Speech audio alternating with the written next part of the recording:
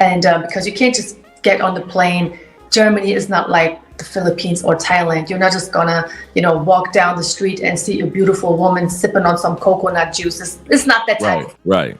During the week, people are stressed. They go to work. So you have to make sure you come during the time where there are parties and events going on that women go to in order to meet Americans. And the reason why I say that is every city, for example, has like its local basketball teams, football teams. You have a lot of soldiers that are Germany. So Germany is kind of adapting to it. So they are, creating events for these people to go there and chill, connect, start dating and all of these things. So that's why I kind of wanted everyone to notice there's Germany too, that it's worth a visit.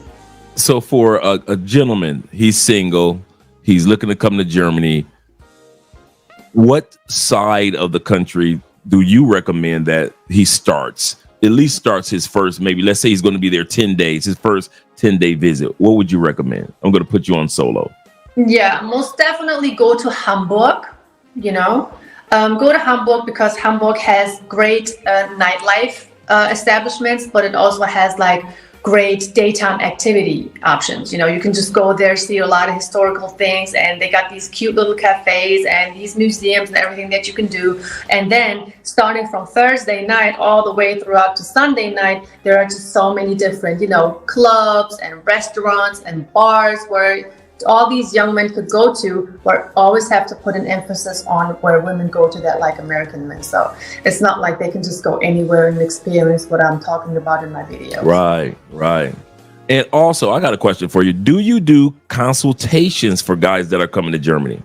Yes, I do actually. So how would someone be able to connect with you in regards to the consultations? Well, they can send me an email, for instance, and also on my YouTube channel. If you want to know it now, you can send me an email to brooksbooking@yahoo.com. I send you questions about you because I need to know, like, how old are you? What are you into? Do you have kids? All of these personal questions, because not everyone is the same. Of course, people coming here maybe with the same purpose, but you have guys who say, I want to meet someone that I could possibly get married to, have a serious relationship with. Then you got younger guys who really just want to come here to have a great time. So it's basically a different scenario for both type of clients. All right, that is. Go ahead. Get on, we talk about the results that I was able to come up with, where they could go, what they should look out for, what locations and cities they should avoid just to be safe, And we just hit it off like that. Oh, that's great. That's great. The other question I have for you is, why should men look for love in life? Because it's not just about love. It's also about life, like you were saying, things to do in the daytime. Why should men look for love in life in Germany? Well, like I said in the beginning earlier, of course, if you're well established as a man, as a gentleman, everywhere, but Germany is so much more easier to live. The cost of living is not as expensive as in America. And like I always say, women who are attracted to American men, they will cater to their men. They will compete for their men. They will make sure they're okay, just like I did it, just like a lot of my friends have done it. Always when it comes to American men, it's a different story. So they will probably experience something here that they're not used to in America. Women approaching you, for example, women buying you drinks. So the whole energy, the whole conversation, the interaction with men and women over here is just different when it comes to American men. That's why I'm always saying it's worth an experience to come here. Speaking of it, go ahead. No, go ahead. No, I just wanted to mention, like, even the benefits. Let's say you lose your job. This is everyday things, that can happen. You get help from the government. Even after the time period you are done receiving your unemployment checks, the government still helps you. So it's not like you have the possibility of ending up in the streets and being homeless or anything like that. Healthcare is a lot more better compared to America. And, we're over here in Europe. There's just so many more different countries that you could just go to, just get in your car. France, you go to, I don't know, you can even drive all the way to Italy. It's just a different vibe, and it's most definitely worth an experience. So why not? Oh, yeah, that's so true. That's definitely true. I'm glad that you mentioned the cost of living there in comparison to the States, because a lot of us were raised with misconceptions being told to us about Europe. And we make the assumption that all of Europe has the same cost of living that we have, because we think of the euro compared to the pound, and a lot of times it has more value, and so we're like, it must be more expensive to be in Europe because of what we think about the pound. But you and others are letting us know that's a misconception, that's a misnomer. Not all countries in Europe have the same cost of living, so a person can really live comfortably in Germany, as you're saying, correct? Absolutely. Of course, Germany has different sides to it. Like where Sure. I live in West Germany is not that expensive compared to South Germany, like Munich and all of these cities. They're more expensive. So yes, but overall, it's a lot cheaper compared to the US. It's no comparison. Okay, I'm about to ask a personal question, because Andrea and I are looking to go over there next April. So we're looking to come over there next April. We're doing, we already did Paris, Portugal, well, Spain area. We did UK last year. So now we're going this up and coming April, May. We're doing Italy, Germany, and maybe a little bit more of France. And so for couples, what city, one or two cities do you recommend? Well, and you're talking about Germany specifically? Yes, ma'am. I would recommend Munich. I would recommend still Hamburg. You know, Hamburg has, like I said, this crazy nightlife, but they also have these beautiful activity options for couples. So, and Munich, Hamburg, Cologne, and Düsseldorf for sure. So, you know, Okay. check out those 4 cities. They're worth a Thank visit. you. Yeah, we're excited. We're excited about that. Yeah, but you have to check out the Netherlands too. The Netherlands is very, very close to Germany. So once you make it, Is to it? Germany, yes, the Netherlands is maybe, it depends on where you go. Amsterdam is like a 2-hour ride, but still very close. Amsterdam is beautiful, beautiful daytime activities and crazy nightlife. Let me just leave it at that. Because we're going to be on that site of the we're going to be in Europe about a month and a half. So we're going to be there for quite a while. See, now you got me excited, because we try to get as many stamps in as possible. Yes. Put And so, Amsterdam okay. on your. Okay, deal. I'm excited now. I really am. Is knowing German a must there in Germany? I know a lot of military guys can answer this, but I'll let you answer it. Yes. No, it depends on what city you go to. When you go to these tourism cities that I just mentioned, then you don't need to know any German at all. Plus, German is very, very complicated to learn anyway. Like we would have one word, and that one word would have 3 or 4 different meanings, and the pronunciation is crazy. So we're pretty good here with English. You know, you wouldn't have to worry about it. Very All English. right. Let me ask you this.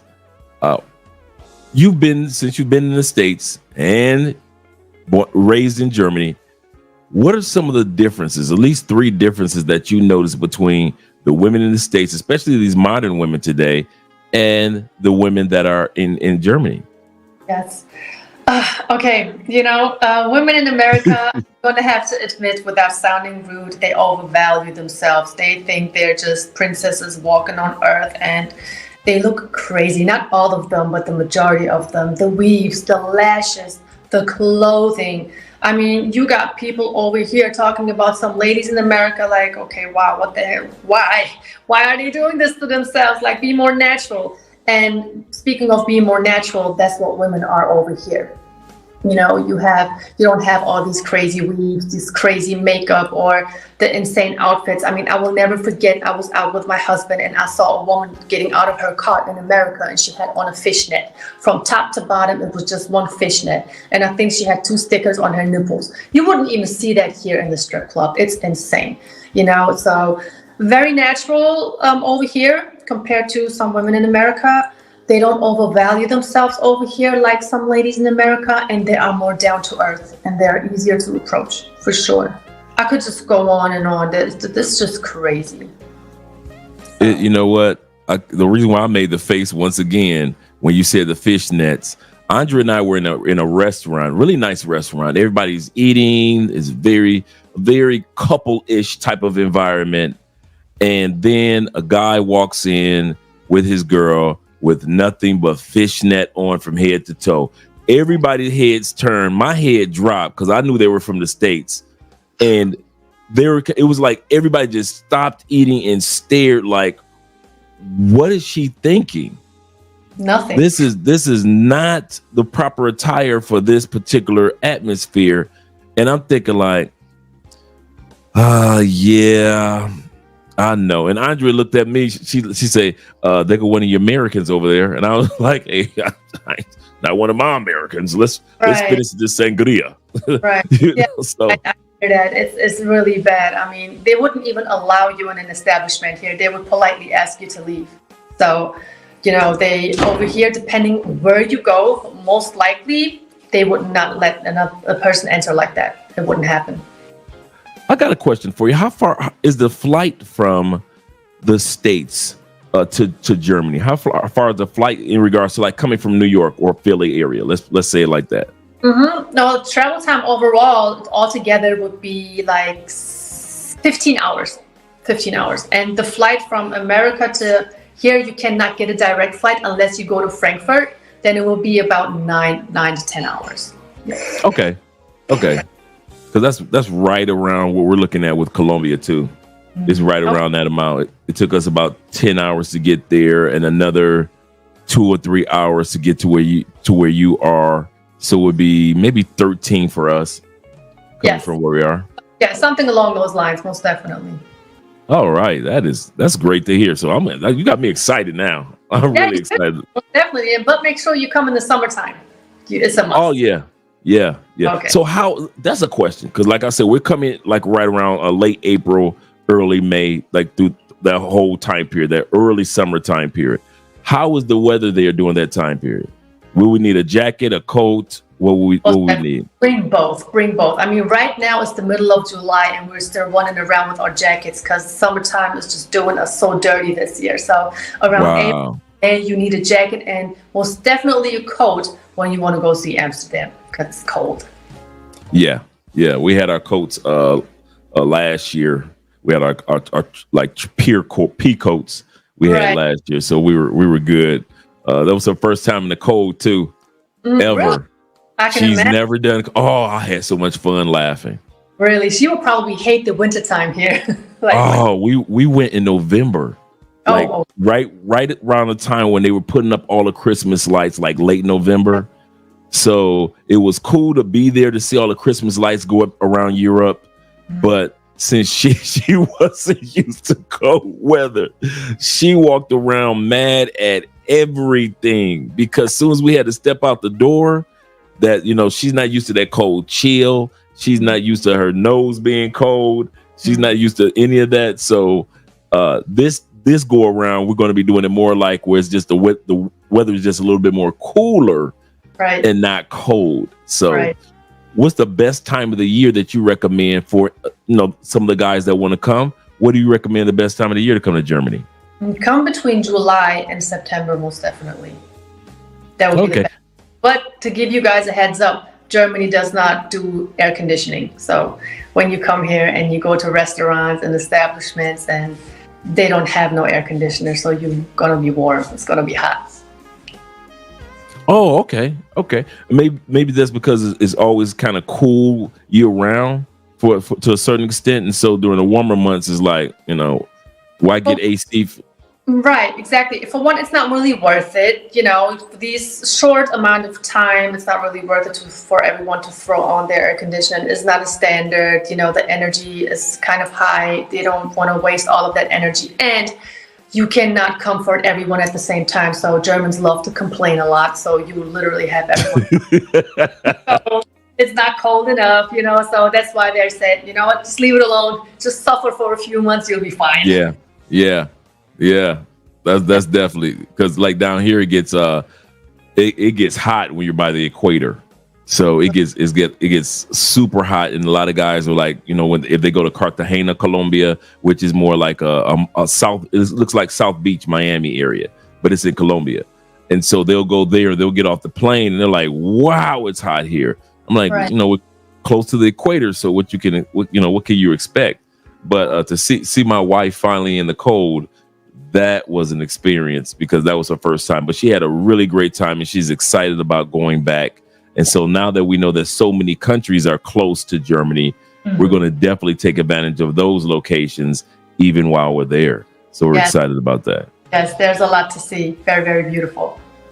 And just like you said, there's historic places to go see during the daytime.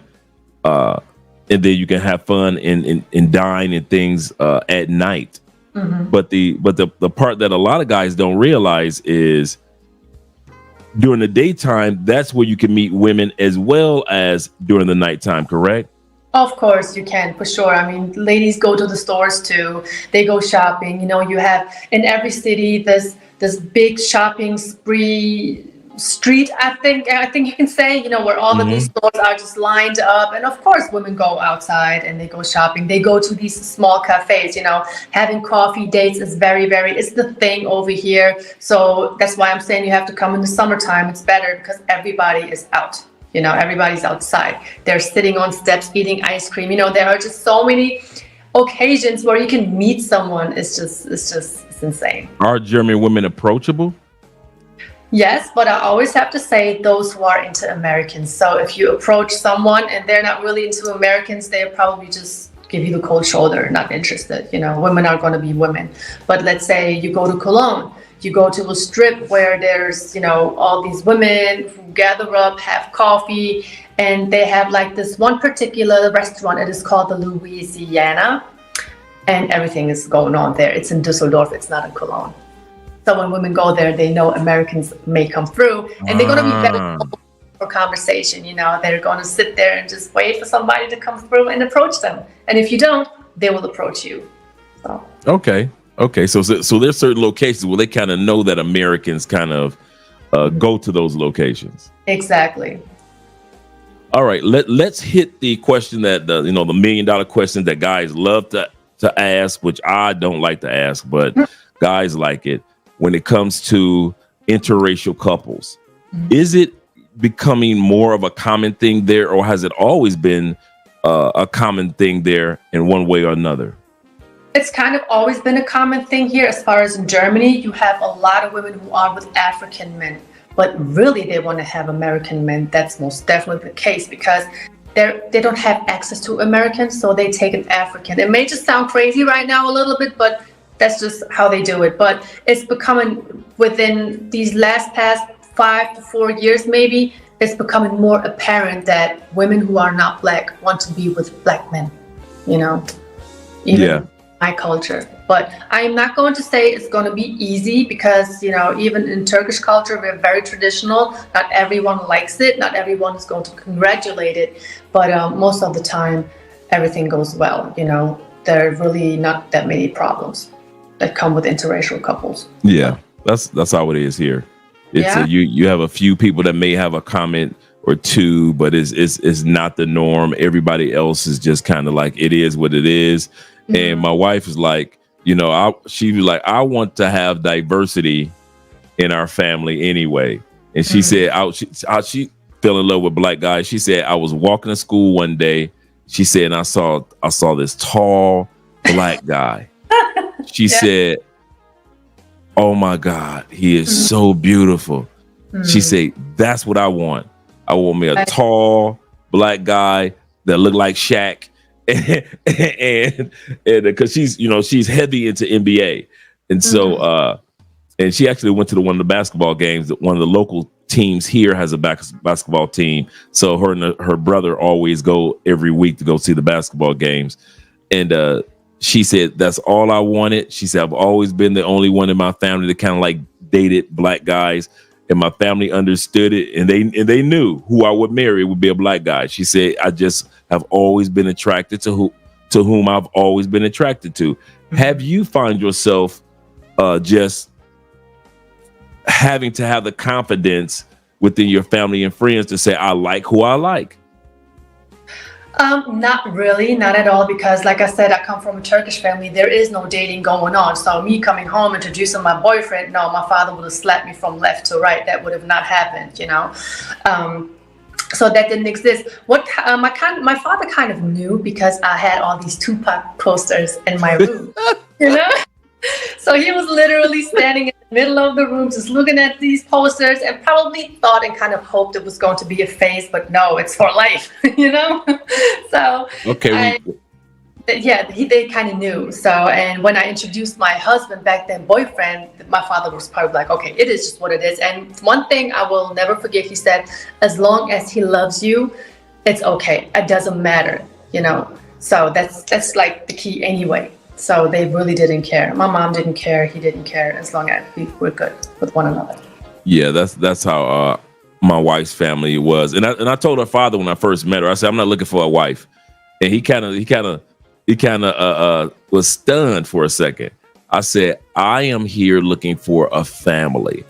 Mm-hmm. I say, I'm looking for a wife that has a family that I can join, not just her alone. I want to be around good people, positive people, great people that I can grow old with and I can watch grow old as well.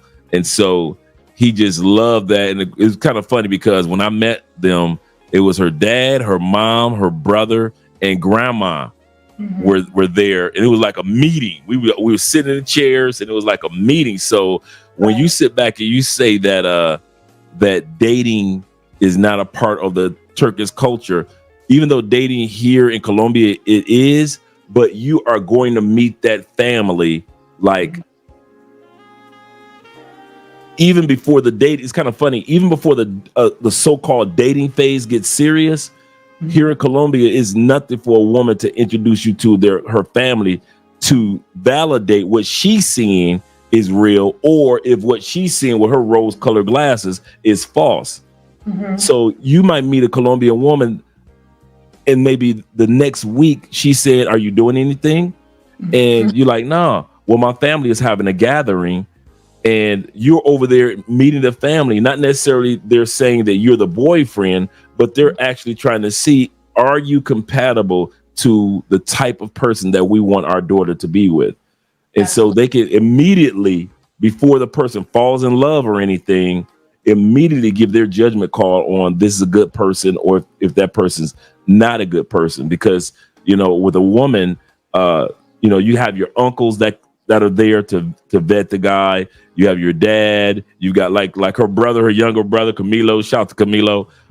He was there. So they can all see immediately what type of person I was compared to her, you know, being so happy to be with me. They're like, okay, he's a good guy. We like Andre. And all of us are like really super close now. Oh yeah. Did you find yourself even with friends? How's your in Germany? How is the scenario when it comes to your friends in interracial relationships? Are some of them interracial relationships? Yes. Have kids and everything. So it's really not in Germany anymore at all. So you really see it everywhere. And a lot of the guys in the comment section were saying that they'd been there or they even have children there because of the military. They were based in Germany for a few years. Quite a few of the guys that are in the comment section. And so let me read through some of the comments real quick. Let me hit the super chats because I haven't hit any super chats lately. Will says this. He said, if you speak German, it is not a problem. It helps a lot. He said, but it helps a lot if you do. And Donnie says this. He says, ask her about the divorce. Oh, that's a good question. Ask her about the divorce laws in Germany, stuff like alimony and child support. It's so when it comes America, there's no it is, yes. It is. And, you know, there are a lot of clips from America where men kind of complain that they got things taken from them. You know, it's the same exact thing here in Germany. So you have men complaining about literally having nothing left as far as money because they have to pay everything to the woman and the kids. Yes. Wow. I did not know that. See, here in Colombia is 50-50 of what you've acquired in the marriage. It's automatically set up. Even if you get you can get it in Colombia, you can get it what's called an agreement You know, I forgot what's the, hey guys, put in the comment section what the agreement is, the written agreement that you guys would get, you know, if you're about to get married. I forget the term. Yeah, prenup. Thank you very much. A prenuptial agreement. They have those, but they're not necessarily needed because here in Colombia, whatever you came in with, you automatically leave with that. So if you came in with 300,000, you leave with your 300,000. That person cannot touch your money. But whatever you acquired inside of that marriage, the house, the car, everything that's in the marriage is automatically split 50-50. The courts do not play. They make it as simple as possible. They 50-50 it. Also, let me ask you this in regards to a divorce. Is divorce in Germany like the States when it comes to no fault divorce? You just wake up in the morning and say, I want a divorce. That's how it is in the States. You just wake up in the morning and like, I don't like you no more. And just walk away and she could take half of your stuff. That's how it is in the States. Is it like that in Germany where it's just like two people could just wake up and say, I'm tired of you. I'm just tired of you. And just walk away? Yeah, well, you have to have like, there's this 1 year grace period. You have to live separately from one another and then you can initiate the divorce. But yeah. It's like that here. It's 2 years. Oh, really? It's like that. Yep. You go down to the notary and you fill out a form. Right. And that it's notarized that you guys are officially going to be living separately. So they know how to calculate the monies once the official divorce takes place. But it's 2 years. It's the same thing. But here in Colombia, it's a fault country. You have to have a reason to get a divorce. Like when we got married, it was like a laundry list that they read of, like if I cheat or if she cheats, if I'm abusive to the children, if I'm abusive to her, if I become an alcoholic, if I become get hooked on a drug or any type of substance, if I don't support the family financially, it's like a long list. You can't, in Colombia, you can't just wake up in the morning and just say, well, I don't love you no more. Colombia is like, okay, does it hit any of this list? If it doesn't, girl, you better go back home to your husband. Y'all not about to get a divorce. So in order to do that, if you guys are really want to separate here, then you do the 2 year separation. You go down to the notary and then you get a letter notarized and then you separate. But for the most part, if the person does not hit any of those like 10, 15 things on the list, you can't can't file for a divorce if that person hasn't done anything wrong, in other words. And if you do, that person can take you to court and sue you for monies to support them for the rest of their lives. That's crazy. I mean, that's crazy. I know. Just to have a list alone, like, I mean, that makes it kind of easy for women too. You know, I mean, how can they prove that the man has really psychologically abused them? How does that go? Most of the abuse they talk about is the physical abuse. The physical, okay. The physical abuse for the most part. And also, physically abusing or harming in the children, that's grounds for divorce. If you get caught cheating, that's automatic grounds for, that she can file for divorce if she wants to. So they put all these stipulations out there of if you do wrong, these are things that could cause that woman to say automatically you get a divorce. But unlike the States, you're a woman that you've done nothing wrong. You've been happy for 20 years. And all of a sudden she just wakes up in the morning and says, I don't want to be with you no more. I belong to the streets. I belong to the streets. It's the same thing here. Women do that here too. Yes, same thing. You wake up, you say, you know what? I'd rather deal with my coworker. He said he loves me, so I don't want you anymore. Not the work husband. Yeah, you guys got work husbands there. Horrible. Of course, it's crazy. That's a whole different topic. I don't even want to get. I know. Hey, I used to be the work husband for a few times, so I know exactly what you're talking about. Oh God. Yeah, I'm not talking about I'm not pushing it to the extreme. I'm talking about I was with the work husband that you guys sit in a cubicle next to each other and you're talking, you're having conversations, blah blah blah blah blah. That type of work husband, okay. But not necessarily the work husband like we're going to the parking lot. That exactly. Yeah. Right. Yeah. Not that type of work husband. No, exactly. Good thing. There But are a that's lot a good. Yeah. Yeah. Oh yeah. Oh yeah. When it comes to child support laws, how are the child support laws there? Are they fair and balanced for the couples? They can be, depends on how much the man really makes. Let's say he really has like a minimum wage and the government says, you know what, you just take this amount X and you pay this because we know you gotta live too. But if you make a decent amount of money, obviously they're gonna make sure the man is paying. Correct. Sometimes if the woman doesn't make enough money or has to have help from the government, the man has to pay for her too. So yeah. Wow. The man is always going to lose. The man will lose financially for sure. Wow. I didn't know that. Yeah. All right. So make sure that you guys are with the white woman, Yeah. like your husband, I'm trying. I am not perfect, but I'm trying. None of us are. Any married couple will tell you that we're all in the trying stage for years. Yes. But being together for like 23 years now. Wow. Yes, it's like I couldn't even possibly imagine somebody else in my life. It wouldn't feel right. Even if it was to break up one day for whatever reason, I could never. Impossible. It's just been too many years with the same man that you just, it's kind of like I became him in a way and he became me in a way, we just, yeah. I'm sure you know how it is with your wife too. We're going through that stage now. I can be in the studio getting dressed, right?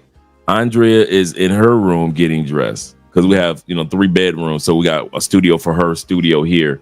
And all of a sudden we'll walk out into the living room and we both have matching outfits on as if we kind of like coordinated on purpose. Right. So a lot of it could be by color or style or for the day. Like if I'm wearing, I say, I feel like casual jeans, t-shirt day. All of a sudden she's coming out jeans and t-shirts. Oh, you know what? I feel like clean. I'm putting on my button down today. I'm putting on my hard bottoms. I'm doing stylish today. All of a sudden she's walking out stylish. So you're absolutely correct. You do find yourself kind of like becoming a part of each other's lives in regards to mimicking each other's patterns. Right. Absolutely. And one of the most beautiful things to me is, we are laughing at things that we only think is funny. It's just us. We know someone.